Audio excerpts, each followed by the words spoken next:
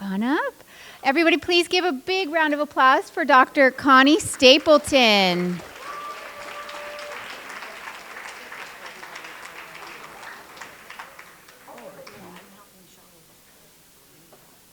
Okay. Why don't I?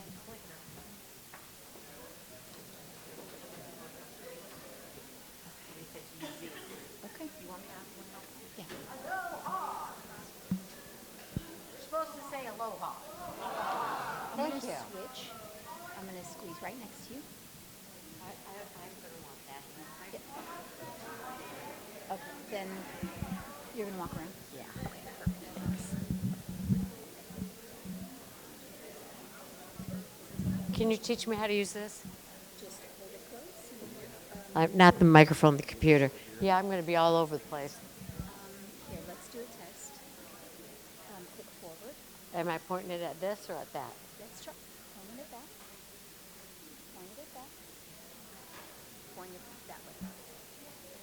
Nothing. Okay. Let me get the. Okay. All right, this is going to be a little interactive because I'm cold. Woo! You guys cold? Stand up. We'll do a little hokey pokey for a minute. We'll put our whole stuff in. If you weren't at exercise this morning, we did the hokey pokey. Oh. All right, well, they're getting on with this business, and I don't know what the heck they're doing, but. So I'm just going to tell you, we're going to be talking about. Did you guys read the little intro in the pamphlet thing about what I'm talking about? Well, I don't know. I think it was on the website or wherever they put that stuff. And so I'm like, okay, I didn't write this paragraph, but I'm going to try to give people what it says it is. So let me tell you what the title of the talk is, and then I'm going to tell you what was on the little intro. Because I'm like, oh, okay, we have 7 topics here, and we have 40 minutes. So let's go. So what they called the topic was triggers versus true needs, breaking the cycle of addiction. Okay, so then what they said to cover, and this is good, and it's just, I'm like, okay, I can talk fast, but this is going to be a speed race. All right, explore the real needs behind your strongest urges by understanding your reward-seeking patterns. That sounds very clinical. You'll also learn about why habits don't just disappear. Explore the real needs behind your strongest urges. Oh, there it is. Explore personal triggers and know the difference between emotional eating and addiction. And you'll learn suggestions for learning the tools to become prepared. That's a lot of crap, right? All right, so we're just going to do our darndest. And we're going to start with a question. And I want you all to think about this. And I'll tell you which part I want you to think about, okay? Oh, before I start, I want to thank some people, like the Jarinas, who I dearly love and have so much gratitude for. The whole family. I love all of them. I love Kelly the best, but don't tell anybody. I told her today, you're not supposed to have favorites, Kelly, but if I did. And I want to thank Obesity Help and Adela, who's passing out papers, and Kalisha and Kevin, who are all part of Berry Aftercare. And you have a free gift, which is coming to you as a free month in Berry Aftercare. Okay, so here's our question, friends. Why do we reach for food, alcohol, shopping, or those other things, even when, here's the part I want you to think about, even when we know they don't truly help? Well, here's my question. Wait, don't look at that. Where am I going? Oh, there it was. Or do they? Do these things help? Does food help you? Temporarily. Because here's the deal. I think they do help, and that's why we keep turning to them. Don't they make you feel better in the moment? Doesn't food just make you feel better when you're feeling yucky? So I don't know what's going on with this thing.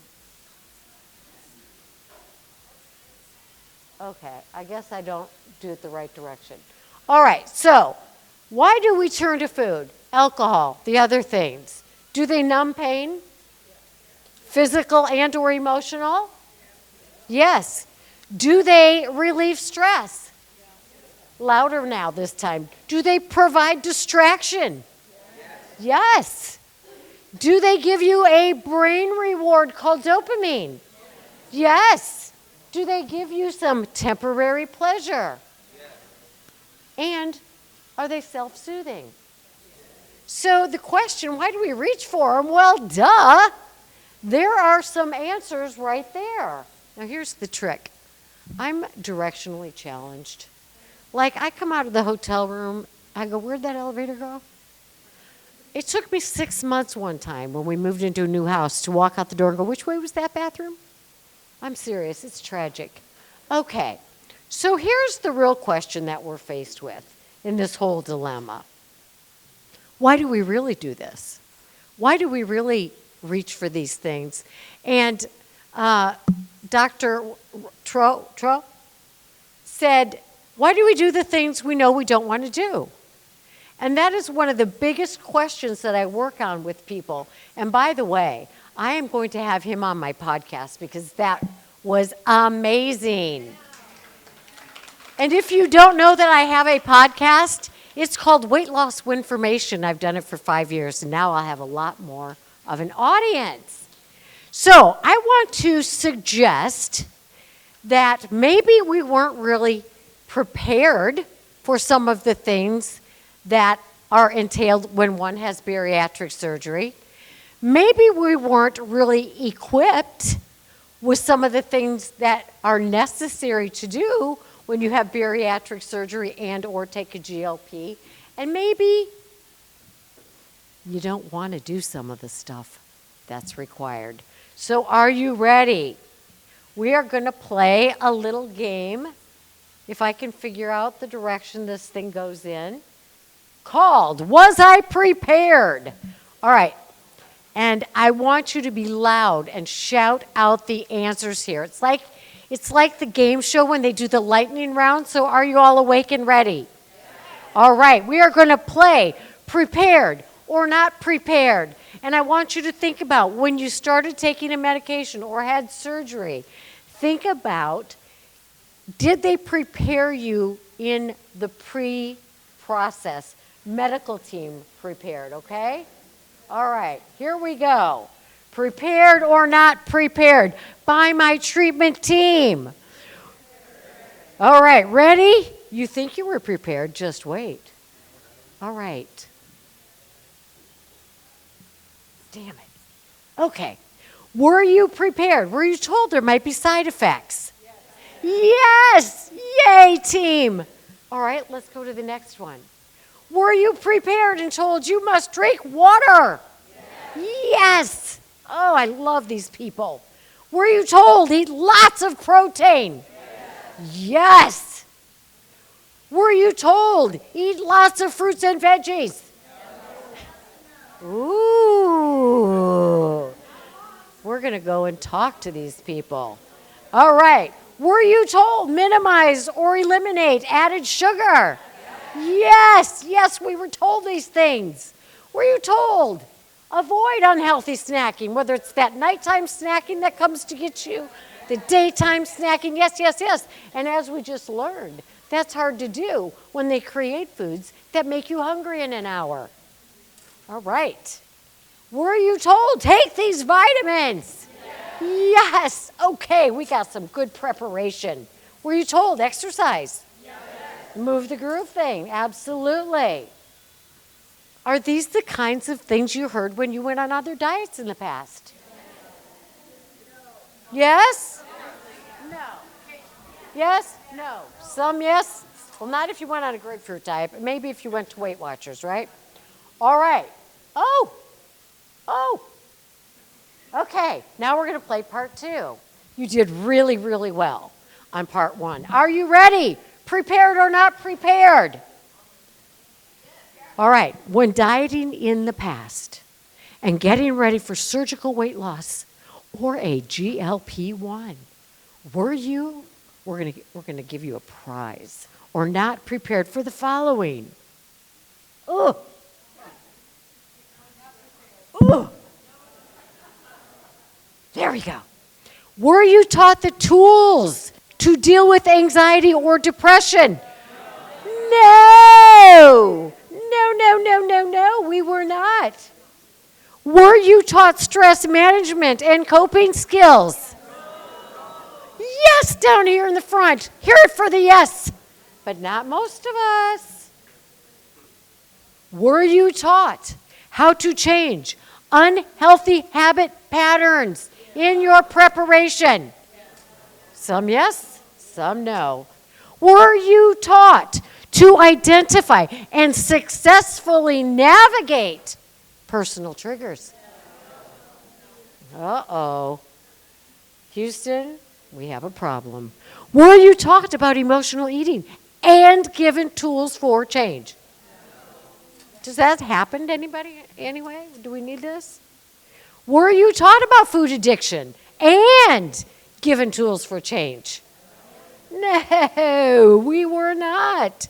So chances are you were not prepared to deal with some of these critical, are these not critical issues that can get in the way of following through with healthy habits that we need to have in order to maintain weight loss, regardless of what method we're using.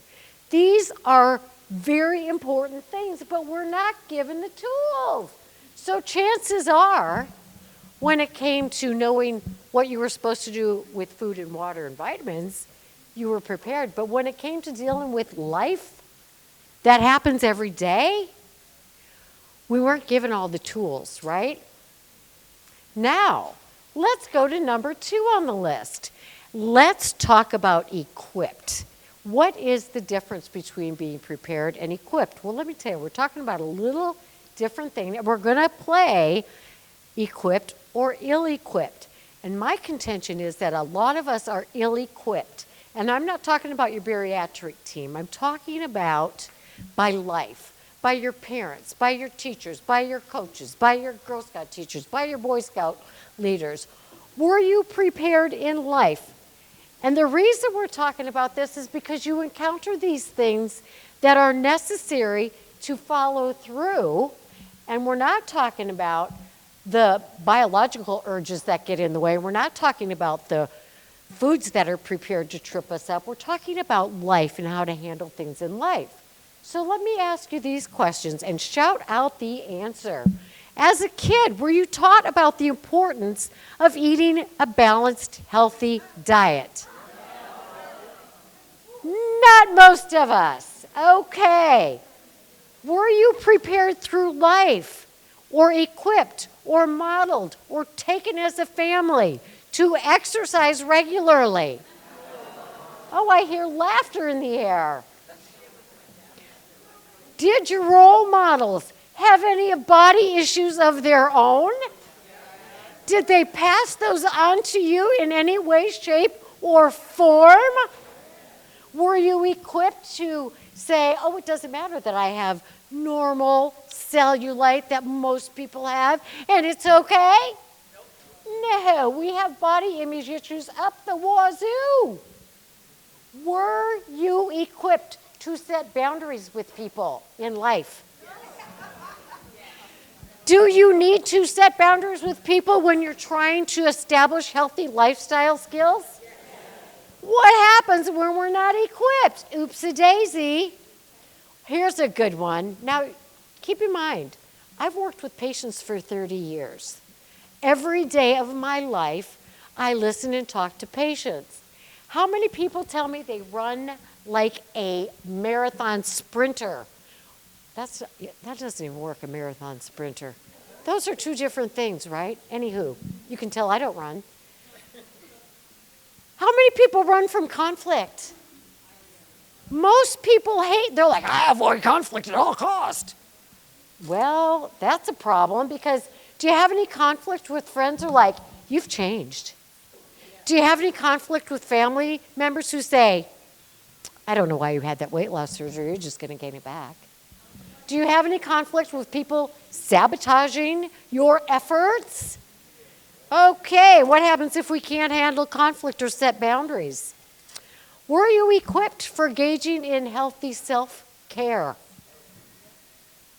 As evidenced by eating healthy foods on a regular basis, exercising your body on a regular basis, taking yourself for your medical checks on a regular basis, taking time to sit and do nothing.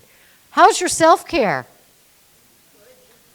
Do they talk about that in your support groups? By the way, I don't know if you guys know who Katie J is, but in your little package you got is this amazing thing, because one of the things we need, and we'll talk about in a minute, is something that Katie talks about, which is self-compassion. How good are you with self-compassion, which is part of self-care?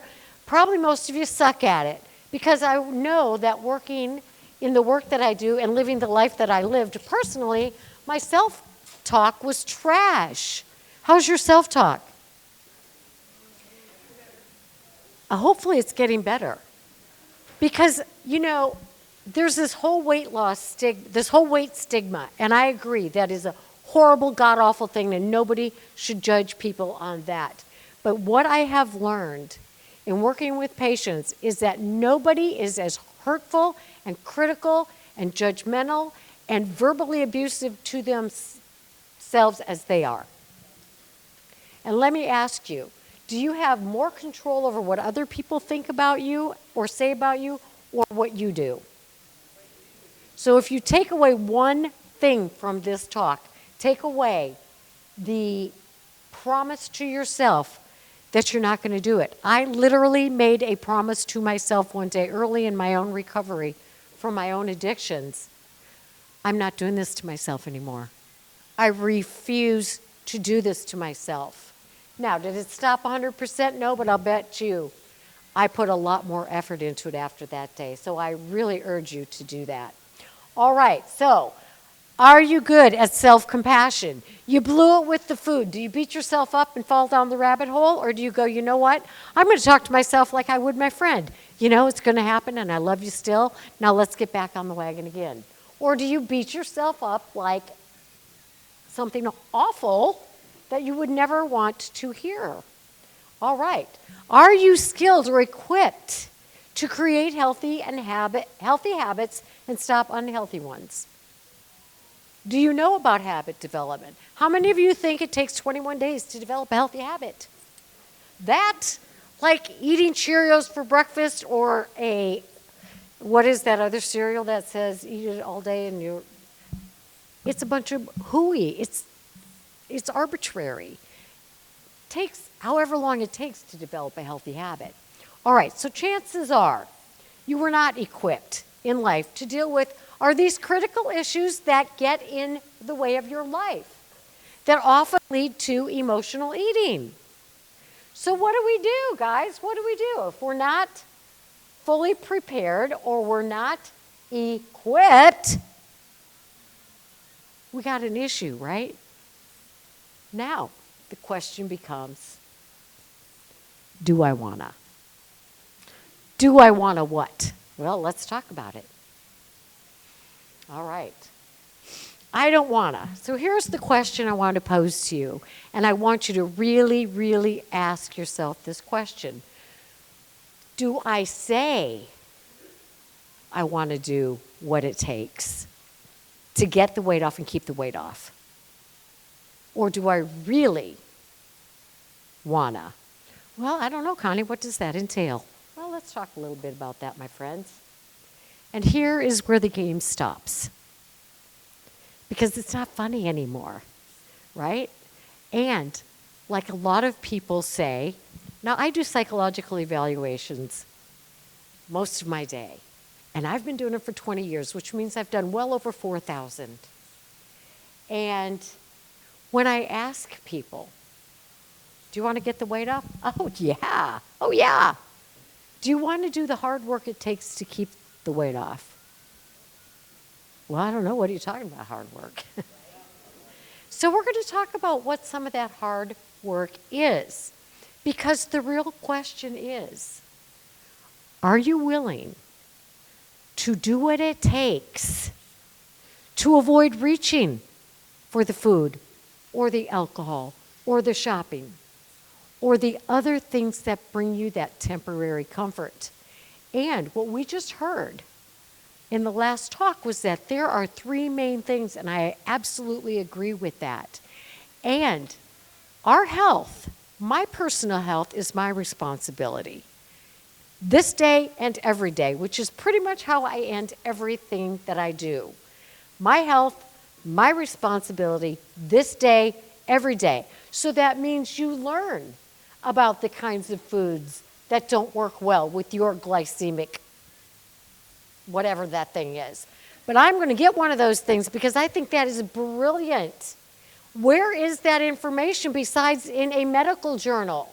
Because we ain't learning it. That was amazing. Can you imagine what we could do with that personal information? Are you willing to learn that information? Are you willing to get that piece of equipment? All right, so let's go on to this agenda where we're going to explore these real needs, and we're going to talk about that fancy word called reward-seeking patterns. So we'll understand those and why habits don't just disappear. So, oh yeah, I'm changing them on my thing, but I'm not on yours. So when we find ourselves, if you find yourself in a situation where it requires you to set boundaries with someone or to have a hard discussion, but you're neither prepared nor equipped, what are you going to do? You're going to turn to what you've always known. It's coping, right? We cope with life through our reward-seeking patterns, which for a lot of us has been food or alcohol or shopping, and when we get rid of one, boom, up pops another, transfer addiction, right? Don't raise your hands, but answer this to yourself. Adela, I know this is you, but you don't have to tell everybody. How many started shopping a little more after the food was no longer available? How many started drinking maybe a little bit more? Adela's raising her hand for every dang thing. All right, because we're going to get that temporary fix in some way because we're not prepared or equipped to get it another way. So are you willing? Did you know that if you, and this is hard because you see those triggers everywhere, right? Persons, places, things, advertisements, all that stuff. And they trigger the memory, the euphoric recall of what the food did for you and felt like. So even if you think about it, here's part of the problem. Your brain starts anticipating the reward. You start thinking about that thing that already the dopamine is a surgeon in your brain. And so if you're not prepared with something to intervene in the habit, what's likely to happen? Which is why we return to the old things. Why do I do what I don't want to do? Right? There are obstacles, and some of the obstacles are not having the skills. Some of the obstacles are being ill-equipped. So if you're not ill-equipped, you're going to do what you always knew to do. So, question is, all right, let's talk about the reward-seeking behavior. We seek that thing because we want the pleasure it gives us. We want the relief. We want the distraction. And so we go to what we know. So, if you're prepared, meaning if you know you're going into the holidays and there's going to be candy at Halloween, and there's going to be grandma's pie at Christmas, and there's going to be all the things at Thanksgiving, if you can prepare yourself by learning some tools, not only to step back a little bit from some of those foods, but also how to deal with the people who are going to be pressuring you, you'll be better off and have a better chance at least, right? All right, because there's this whole reward-seeking behavior. And if you look at the top, we've got the stimulus, which is the food sitting around. We've got the response at the end. It's like, okay, give me the relief. But if your outcome is, I want health. Here's a mantra I want you to tattoo on your arms. I choose health. I choose health. I choose health. If your outcome, if you have a goal that is, I want to maintain this weight loss. I want to keep being able to do I met a woman in the bathroom, never got her name, but gorgeous, with a boot on her foot. I said, oh, what happened? She said, I call it a non-scale victory. Because she was playing pickleball and wrecked up her ankle. And so I was like, what an amazing attitude. A non-scale victory. Awesomeness. Because the outcome is the goal. So if you have a goal, it's not just, I want what I want when I want it. Do you know that? I want what I want when I want it. And get everything out of my way because I'm going to get it. That's called the mantra of an addict, by the way. All right. So we have a cue, which is the food. We have the reward, which is, I feel better. Or we have the action, eat the food, have the reward. So the reward has to be different. The reward has to be, I choose health. I choose health. I choose health. Then we have a better chance of saying, no, I'd rather have the health. All right. Habits don't just disappear, friends, because they're lodged in your brain. They're lodged in your circuitry. You've all heard you can change your neural pathways, right? By repeating more positive thoughts, et cetera, et cetera, et cetera. But guess what? The old ones don't go away. So if you try it for a few weeks and you get into a difficult situation, the old one's going to come back and crowd out the thing you're trying to work on. So you have to have a plan. One of the handouts I gave you has a link to a thing I call a personal protection plan. And heading into the holidays, you need a personal protection plan. I come from a background of addiction and recovery, and everybody has a personal protection plan because you will encounter triggers that are going to tempt you. And this is a way to prepare yourself. All right, so bad habits aren't going to disappear, friends. Just because, and Dr. Tro, dang it, Tro, thank you. I really am going to have you on my podcast. Amazing. Probably like 5 or 10 times. You can have surgery. You can have a second or a third surgery. You can take GLP-1s. But if you don't learn what you need to learn about your body and the skills you need to deal with stressful situations in life, it's not going to change a habit. These things, how many of you secretly or unsecretly hoped that having surgery or taking a GLP-1 would make your life happy? You would be happy when you lost that weight. You don't have to be straightforward about that, but I'm guessing somewhere in the recesses of your brain you thought, I would be happy. I had a woman come up to me today and say, I was one of those people. I thought when I lost weight, everything would be okay. And guess what? It's not. Okay, so I'm not going to teach you how to form a healthy habit today, but you can take home this little 4-step skill because this is going to take us weeks and months and years. But I promised I would give you this information. So there it is. And it's a lot of repeating. I will give you one example. Let's say you want to make exercise a part of your routine, the habit. So one, make it obvious. Set the gym bag or your tennis shoes or your pickleball racket and the boot you'll need after the game on the floor in front of you. Make it attractive. Get the cute clothes. Get the cute shoes. Do what you got to do to look cute out there while you're playing. Make it satisfying. Do something you enjoy. Pickleball's pretty fun. I can't play because I'm blind in one eye, and so yeah, I swing it, and the ball's over there, and I think it's over here. Absolutely. Go Matthew Perry. That's what he did right before he died. Oh, damn, boy. Don't play pickleball. That's the answer.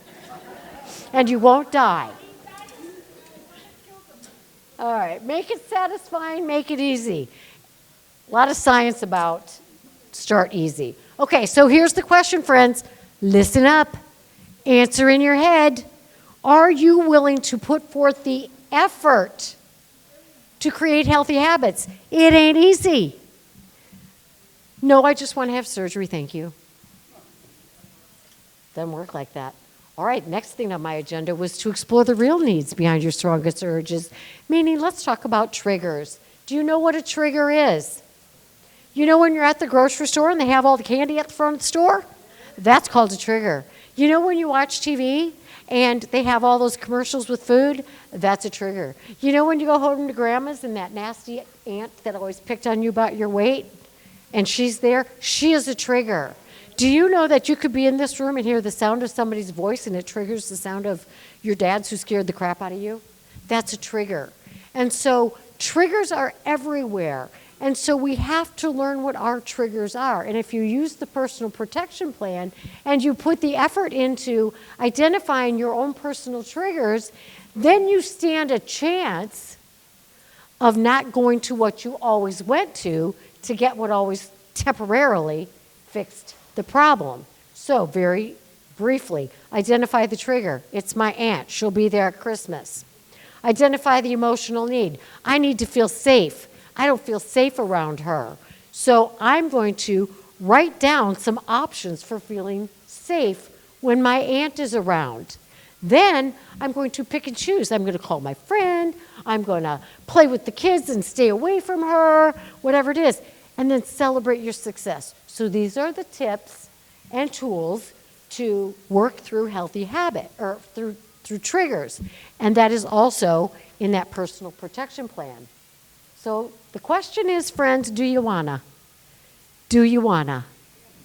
Do you want to learn about your personal triggers? And are you willing to learn and put into practice the steps it takes to use them? All right, the difference between cravings and true needs, emotional eating and addiction. And that was touched upon regarding food. How do I know if it's a craving? How do I know if it's true hunger? Now, hopefully, if you're attending support groups, speaking of support groups, that's one way of putting forth the effort. Do you attend a support group? Don't answer unless the answer is yes.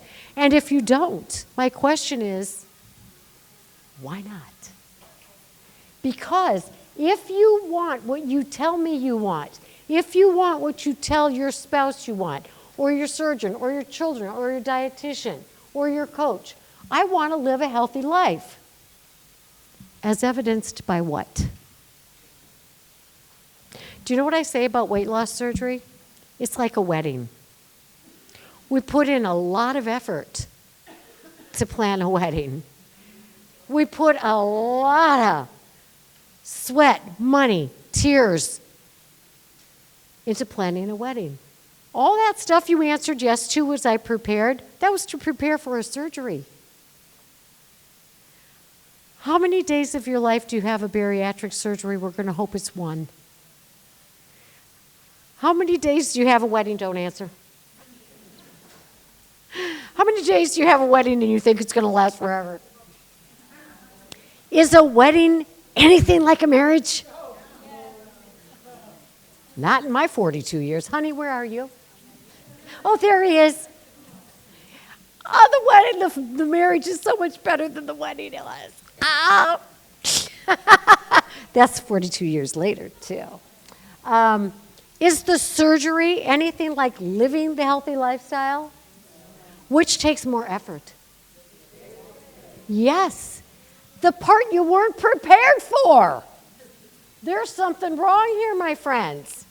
All right, so you probably have heard this at a support group, I hope. They do talk about things like the difference between emotional eating and hunger. So emotional eating is gotta have it, gotta have it, gotta have it now. And if you're over 50, you know what it means when they had that commercial. You remember the commercial? Gotta go, gotta go, gotta go right now.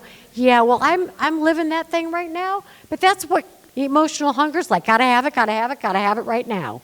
And it's going to be something specific because it's going to do a job for you. It's going to make you feel better. It's going to give you some satisfaction. It's going to give you some temporary relief. And it's obsessive. You can't quit thinking about it, can't quit thinking about it, can't quit thinking about it. All right. You're absent-minded. You don't stop when it's full because it has nothing to do with the food. But if you're truly hungry, it has something to do with the sugar and the biology in your body. Not the rumbling in your tummy, though. I learned that. That is not hunger. It's about your glucose and how you're using it and all that. But true physical hunger is not that obsessive kind of thing. it's like, oh, I haven't eaten. I need to fuel my body. I need to give it the fuel it needs. I need to monitor how that's reacting with my body, all of that. So we know the difference there. And guess what, my friends? Taking a medication or having a bariatric procedure does not deal with emotional eating.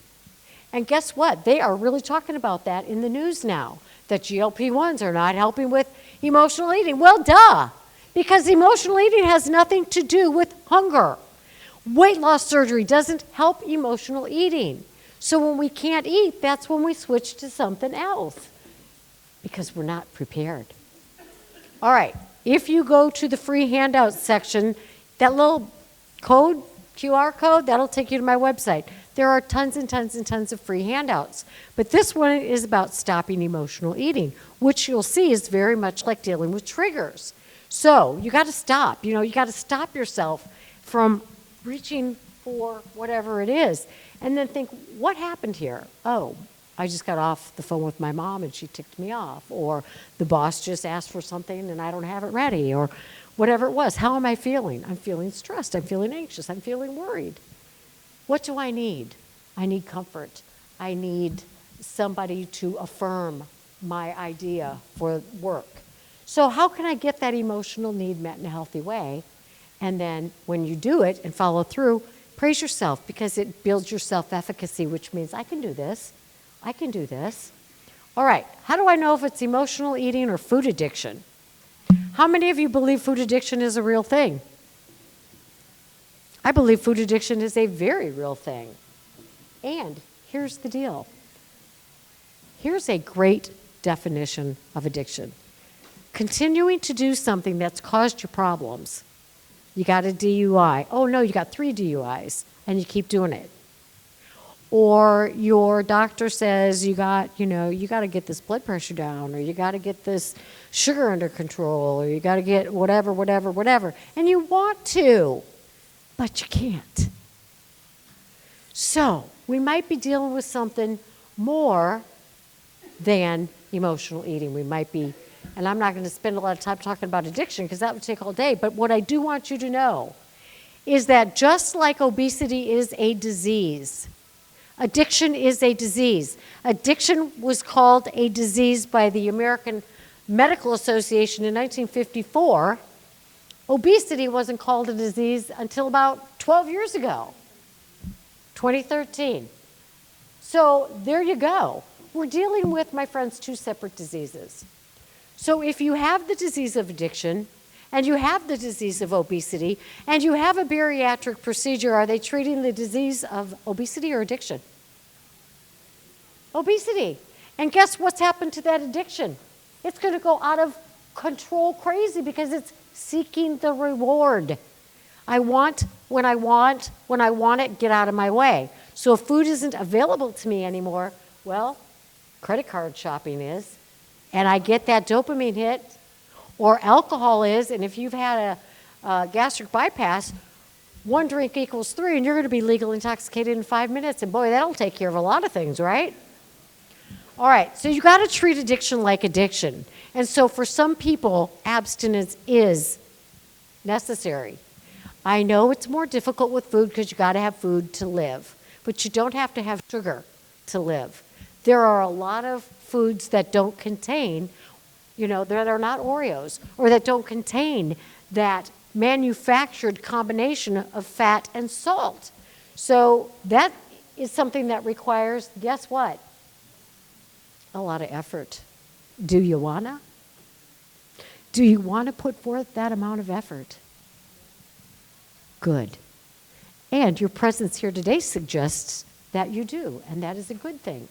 All right, last thing. All right, some tools. All right, I have lots of tools in my tool belt, and the great thing is, so do so many other people. That's one of the reasons I have my podcast. And I didn't even realize it. I have 250 episodes, and somebody pointed out to me today, that's 5 years of podcasting. And that's pretty cool. And you know how much money I make on my podcast? None. I don't have any sponsors. I don't care about that because I want the information passed on to you.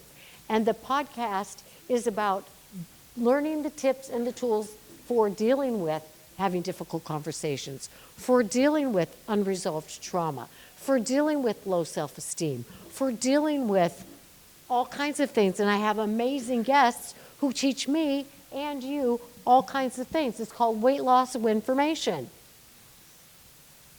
I always tell people, get help and get happier. Get a coach, get a therapist, hire a dietitian, hire a personal trainer. Get what you need for your journey, because your journey is different. You may need different things than other people. Oh, and I just happen to have written a few books. They're on Amazon. All right, so there's that. And take some online classes. Speaking of which, oh, I have one of those too.